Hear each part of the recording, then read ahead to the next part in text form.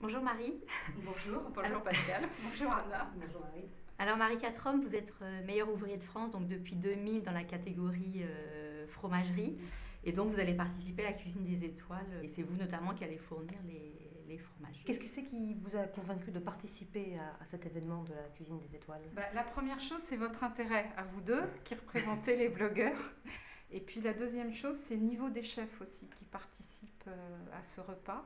Vous avez déjà une petite idée de ce que vous allez nous servir comme fromage au dîner? Alors pour l'instant non, parce que c'est quelque chose que je vais travailler. Je veux voir un petit peu après quel plat ça va venir. C'est quelque chose qui n'est pas anodin.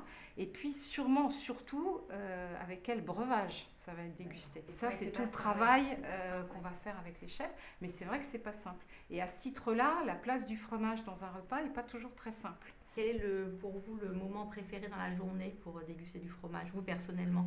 Quel est le moment que vous préférez? Tous les moments de la journée, voilà. Vous sentiez la réponse, là. Voilà. Tous les moments de la journée. Ceci dit, si on veut véritablement goûter un fromage, il faut le goûter pas les vierges. Et en tous les cas, avant le repas. Amusez-vous plutôt que de servir les sempiternelles cacahuètes et pistaches qui bourrent tout le monde. Et vous mettez un vieux comté, vous mettez un vieux gouda, vous faites découvrir un cœur de Neuchâtel affiné à cœur. Est-ce que vous avez un souvenir particulier par rapport au fromage, votre meilleur souvenir? Je ne sais pas, est-ce qu'un jour vous avez une révélation? Alors, une révélation en soi, pas véritablement, mais plutôt des souvenirs d'enfants, de lait que j'allais chercher à la ferme dans le petit pot de fer blanc avec ma petite sœur.